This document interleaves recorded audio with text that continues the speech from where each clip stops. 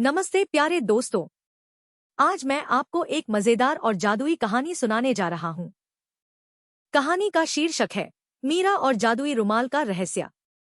एक समय की बात है, एक बहुत ही सुंदर और रंग बिरंगा जंगल था। इस जंगल का नाम था रंग बिरंगा जंगल। यहाँ पेड़ पौधे हरियाली से लदे थे और फूल इतने चमकीले थे कि मानो इंद्रधनुष जमीन पर उतर आया हो। इसी जंगल में एक प्यारी सी बच्ची मीरा रहती थी। मीरा बहुत ही दयालु और साहसी थी। उसकी सबसे अच्छी दोस्त थी टुकटुक नाम की एक नटखट गिलहरी। टुकटुक हमेशा मीरा के कंधों पर उछलती कूदती रहती थी और उसे अपनी मीठी मीठी चींची से हंसाती रहती थी। मीरा के पास एक बहुत खास चीज थी, उसकी दादी माँ का दिया हुआ एक जादुई रुमाल। यह रुमाल रेशमी था और उस पर सोने के तारों से छोटे छोटे तारे कड़े हुए थे। दादी ने कहा था कि यह रुमाल सिर्फ तब चमकता है जब इसे किसी अच्छे काम के लिए इस्तेमाल किया जाए। मीरा को यह रुमाल बहुत पसंद था, वह उसे हमेशा अपने पास रखती थी। वह अक्सर अपने दोस्तों, जंगल के जानवरों को उस रुमाल से जादू दिखाती थी, जैसे पानी को और साफ दिखाना या फूलों को और चमकदार बनाना।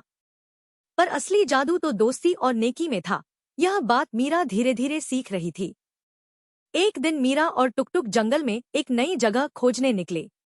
वे एक बड़े पुराने बरगद के पेड़ के पास पहुंचे, जहां उन्होंने कभी खेल नहीं खेला था। चलो टुकटुक, आज हम यहाँ छुपम छुपाई खेलते हैं, मीरा ने कहा। टुकटुक खुशी से अपनी पूंछ हिलाई और ची ची करके पेड़ पर चढ़ने लगी। मीरा ने अपनी आंखें बंद की और 10 तक गिनने लगी। उसने अपने जादुई रुमाल को अपनी कमर में बांध रखा था ताकि वह सुरक्षित रहे। वह गिनते गिनते थोड़ा झुक गई और तभी अचानक उसे कुछ गिरने की आवाज आई, पर उसने ध्यान नहीं दिया। जब उसने आंखें खोली तो टुकटुक को ढूंढने लगी। बहुत देर तक खेलने के बाद जब शाम होने लगी तो मीरा ने महसूस किया कि उसका जादुई रुमाल कमर में नहीं है। अरे, मेरा रुमाल कहाँ गया? वह घबरा गई। उसने अपनी कमर पर हाथ लगाया, पर रुमाल गायब था। उसका दिल धड़कने लगा। टुकटुक भी मीरा के चेहरे पर उदासी देखकर समझ गई कि कुछ गलत हुआ है। मीरा और टुकटुक ने तुरंत रुमाल ढूंढना शुरू किया। उन्होंने हर झाड़ी में झांका, हर पत्ते को उठाया, पर रुमाल कहीं नहीं मिला। मीरा उदास हो गई। तभी उन्हें पेड़ों पर झूलता हुआ गोलू बंदर दिखाई दिया। गोलू बहुत फुर्तीला और समझदार था। गोलू भैया, मीरा ने आवाज लगाई। गोलू तुरंत पेड़ से नीचे उतर आया। क्या हुआ मीरा, तुम इतनी परेशान क्यों हो? गोलू ने पूछा। मीरा ने उसे अपनी दादी के जादुई रुमाल के खोने की बात बताई। गोलू ने ध्यान से सुना और फिर अपनी लंबी पूंछ को खुजलाते हुए बोला, यह तो मुश्किल काम है। जंगल बहुत बड़ा है। पर तुम चिंता मत करो मीरा, हम सब मिलकर तुम्हारा रुमाल ढूंढेंगे। शायद गट्टू हाथी तुम्हारी मदद कर सके। उसकी सूंड बहुत लंबी है, वह दूर से भी चीजों को देख लेता है। गोलू बंदर की सलाह मानकर मीरा और टुकटुक गट्टू हाथी के पास पहुंचे। गट्टू हाथी जंगल के किनारे एक बड़ी झील के पास रहता था और अक्सर अपनी सूंड से पानी पीता रहता था। वह बहुत ही शांत और दयालु स्वभाव का था। नमस्ते गट्टू भैया, मीरा ने थोड़ी हिम्मत जुटाकर कहा। गट्टू ने अपनी बड़ी आंखें खोली और आराम से उनकी ओर देखा। नमस्ते मीरा, क्या बात है? तुम इतनी दुखी क्यों लग रही हो? मीरा ने फिर से अपनी कहानी दोहराई। गट्टू हाथी ने उसकी बात ध्यान से सुनी और फिर अपनी सूंड उठाई। उसने चारों तरफ देखा, पेड़ों की सबसे ऊंची शाखाओं तक भी उसकी नजर गई। उसने अपनी सूंड से कुछ पत्तों को हटाया, कुछ झाड़ियों को हिलाया, पर जादुई रुमाल का कोई निशान नहीं मिला। मुझे खेद है मीरा, गट्टू ने धीमी आवाज में कहा। मुझे तुम्हारा रुमाल कहीं दिखाई नहीं दे रहा है। पर एक और है जो तुम्हारी मदद कर सकता है। चतुर उल्लू। वह जंगल में सबसे बुद्धिमान है और उसे सब पता होता है। वह रात में जागता है, इसलिए वह दिन में अपने पेड़ पर सो रहा होगा। मीरा और टुकटुक ने गट्टू हाथी को धन्यवाद कहा और चतुर उल्लू की तलाश में निकल पड़े। चतुर उल्लू जंगल के सबसे ऊंचे और सबसे पुराने पेड़ पर रहता था, जिसकी शाखाएं आसमान को छूती हुई लगती थी। जब वे वहां पहुंचे तो उन्होंने देखा कि उल्लू अपनी आंखों को आधा बंद करके बैठा था, मानो वह सोच रहा हो। नमस्ते, चतुर उल्लू, मीरा ने धीरे से कहा। उल्लू ने अपनी बड़ी बड़ी आंखें खोलीं और उन्हें देखा। चींची, टुकटुक ने भी उसे नमस्ते किया। मीरा ने उसे रुमाल के खोने और अपनी चिंता के बारे में बताया। चतुर उल्लू ने ध्यान से सुना, फिर एक पल के लिए अपनी आंखें बंद कर लीं और बोला, मुझे पता है तुम्हारा रुमाल कहाँ है, पर तुम्हें उसे खुद ढूंढना होगा। मैं तुम्हें एक पहेली दूंगा। अगर तुम उसे सुलझा लोगी तो तुम्हें अपना रुमाल मिल जाएगा। उल्लू ने गहरी आवाज में पहेली सुनाई। मैं चमकता हूँ पर तारा नहीं हूँ। मैं बहता हूँ पर नदी नहीं हूँ। मेरे पास तारे हैं पर रात नहीं हूँ। मेरे पास पानी है पर मैं तालाब नहीं हूँ।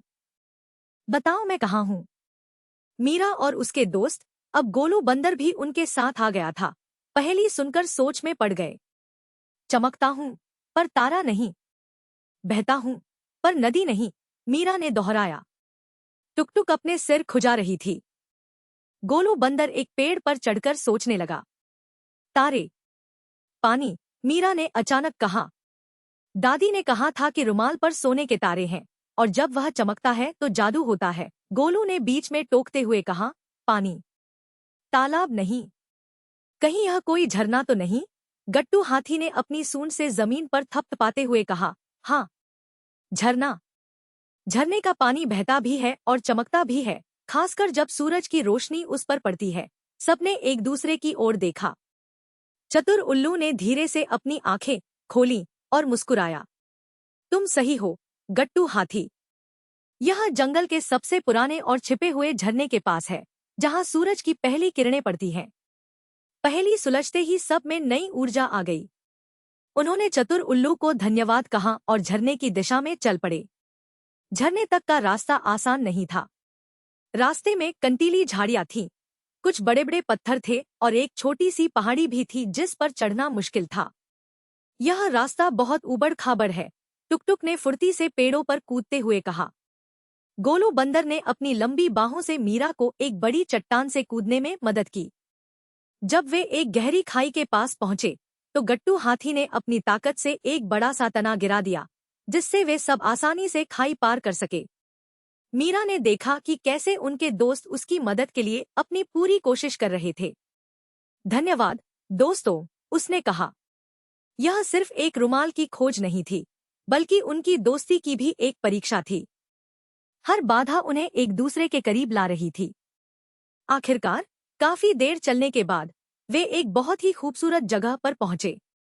वहां एक शानदार झरना था, जिसका पानी चट्टानों से नीचे गिर रहा था और सूरज की रोशनी में चमक रहा था। पानी इतना साफ था कि नीचे की चट्टानें भी दिखाई दे रही थी। देखो मीरा, वहां, टुकटुक ने अपनी छोटी पूंछ से एक जगह की ओर इशारा किया। एक ऊंची चिकनी चट्टान पर, जहां झरने का पानी सबसे तेजी से गिर रहा था, मीरा का जादुई रुमाल चमक रहा था। वह चमक इतनी तेज थी कि रुमाल पर बने तारे असली तारों की तरह जगमगा रहे थे। मीरा की आंखों में खुशी की चमक आ गई, पर रुमाल तक पहुंचना मुश्किल था। चट्टान बहुत ऊंची थी और पानी का बहाव भी तेज था। हम इसे कैसे लेंगे? मीरा ने चिंता से पूछा। मीरा के दोस्तों ने एक योजना बनाई। मैं पेड़ पर चढ़कर डाल से लटक सकता हूँ, गोलू बंदर ने कहा। और मैं अपने मजबूत पैर से चट्टान को धक्का दे सकता हूँ ताकि वह थोड़ा नीचे झुक जाए, गट्टू हाथी ने कहा। मैं भी अपनी फुर्ती से सबसे ऊंची डाल पर चढ़ सकता हूँ और रुमाल को पकड़ने की कोशिश कर सकता हूँ, टुकटुक ने उत्साह से कहा। पहले गट्टू हाथी ने अपनी ताकत से पास की चट्टान को थोड़ा हिलाया, जिससे वह कुछ नीची हो गई। फिर गोलू बंदर एक पेड़ पर चढ़ा और अपनी लंबी पूंछ को झरने की ओर लपकाया। टुकटुक अपनी पूरी ताकत से डाल पर लटकी गोलू की पूंछ पर चढ़ गई और फिर एक छलांग लगाकर रुमाल तक पहुंचने की कोशिश की। एक पल के लिए लगा कि वह गिर जाएगी, पर उसने हिम्मत नहीं हारी। आखिर में उसने अपनी छोटी सी मुट्ठी में जादुई रुमाल को पकड़ लिया। मिल गया, टुकटुक ने खुशी से चींची की। सब खुशी से चिल्ला उठे। टुकटुक धीरे से नीचे उतरी और मीरा को उसका जादुई रुमाल दे दिया।